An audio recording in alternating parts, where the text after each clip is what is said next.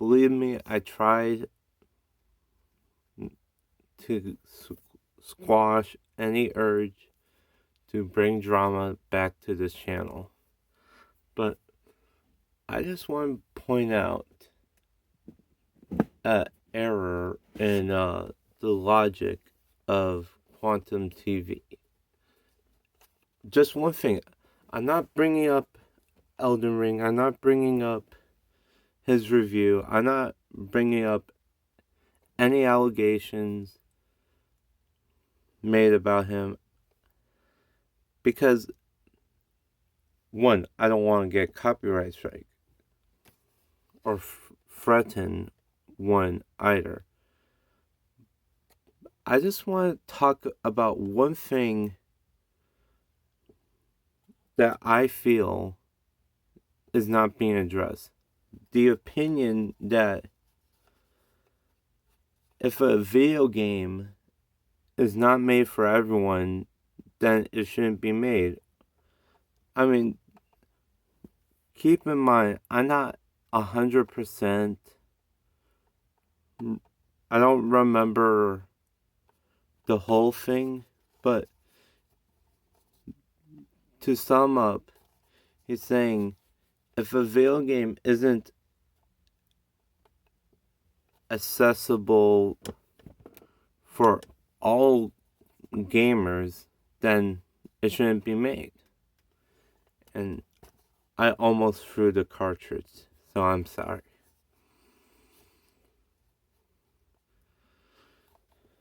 But the thing is, then we would still be playing Pong like almost 50, maybe 60 years later. Wait, 1972, or if you want to get technical, since 67. But I'll be back. I could be wrong, but I think my math said like about somewhere around 30 or 40. And I try to do this without a calculator, so forgive me for being wrong. But anyways, we would have been playing Pong for a long time, and that would be the only game ever made if we only had to make something everyone could play. And realistically, in the video game space, not everyone's going to instantly like or instantly be down to play every single video game in the world. I mean, there are a few people who, I think someone like me who would play almost any type of game regardless of genre or difficulty. As you guys know, I play Sonic 06, which is so far, by far the worst game I ever played. And I really haven't gotten into the bad NES games. So you know, I'd still have to prove Sonic 06 is the worst game. But anyways, I think it's an unrealistic standard to have a disbelief that, oh, this game has to be accessible to everyone. But I do applaud those people or companies that make their games is available for people who have different way or have like certain situations where they can't and hold the controller in a way some or most gamers would, or how some video game designers intended the player to play. And honestly, I'm glad there's accommodation for those people who, due to unfortunate circumstances, can't play the same way as someone like me or someone else could play a video game. But that takes time and effort. And if you're going to implement and support for that, you have to dedicate time to that. And most games, I think even now, usually may have less than a year to be developed, like the latest Madden, which, okay, you could argue EA or Players, I believe the company is that develop every Madden game for EA, or at least I think they made every Madden for EA.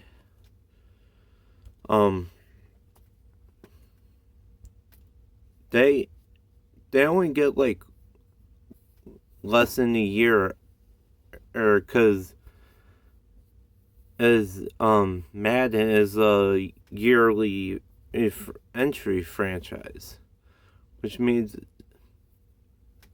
roughly a year after or the last entry came out, they had to make a new one. Now, not every game environment is the same, and reluctantly, that is a good thing, because we're not getting the same game over and over again. And I understand it's hard to adjust to playing out a game like Tetris to a game like Tony Hawk on Game Boy, a color even, or even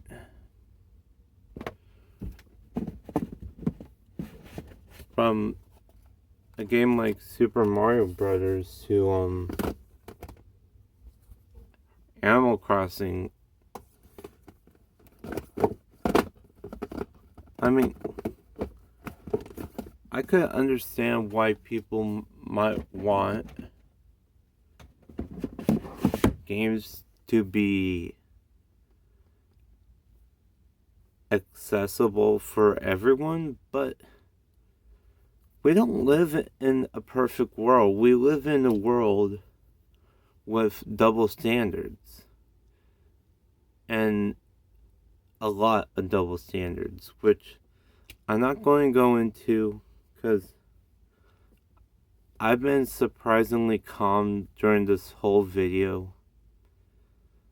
And I want to stay that way for now.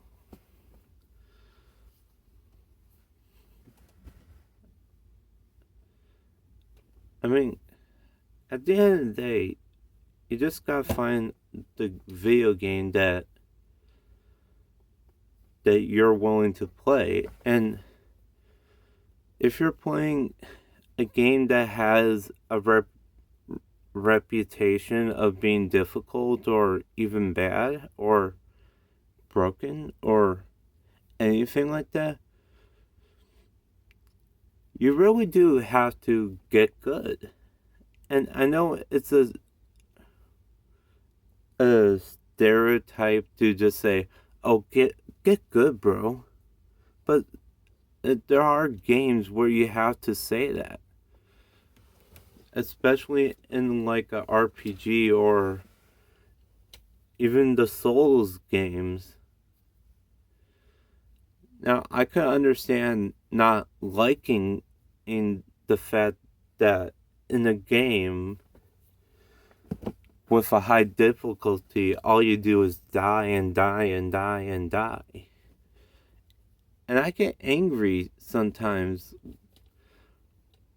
when in a game I feel cheaps me out of progress. But I'm not going to. I mean, I would blame the developers, but I wouldn't attack. I would never attack the developer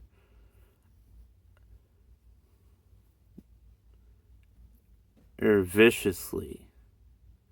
I mean, I might say, "Oh, you guys did a terrible job. I hate this game," but I move on from my life. And the possibility of this video somehow getting copyright strike, in my opinion, falsely, since I'm not even talking really anything I could be copyrighted for. I'm just disagreeing with Quantum on this one thing.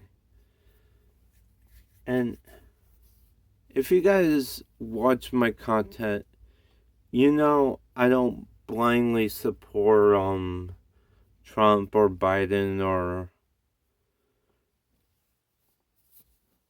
any of those people who are the very reason why racism, homophobia, and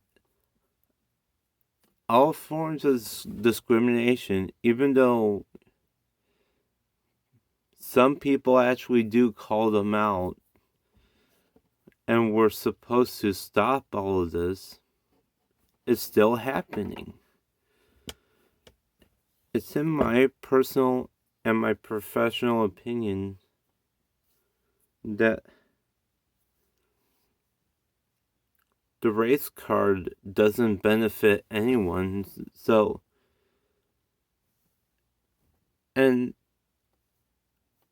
I don't understand why people still use it, even though they know the race card doesn't help.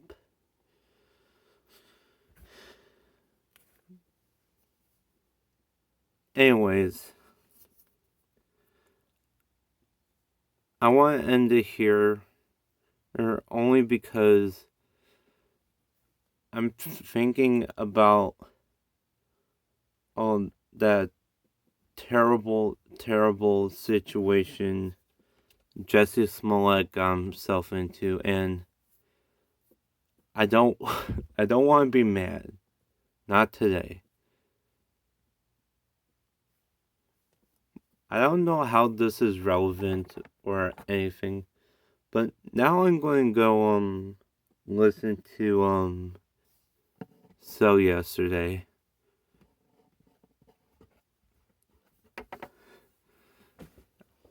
I haven't heard that song in a long time, and I just want to hear it again.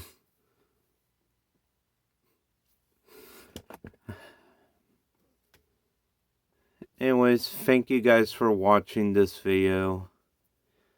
Hopefully I could just go back to making, I guess, what I would call sketch videos, kind of mocking the absurdity of PlayStation fanboys.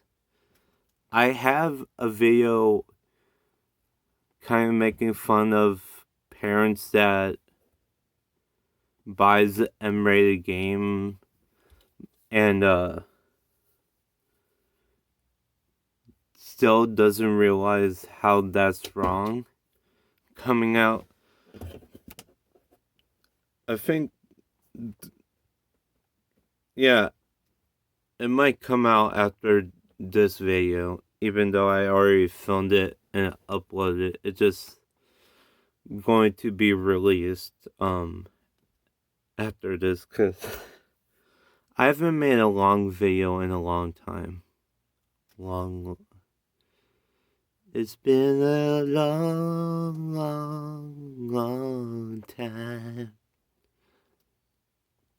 I know my voice is off, but oh well. C'est la vie, I guess. Well, I ran out of things to talk about in the video.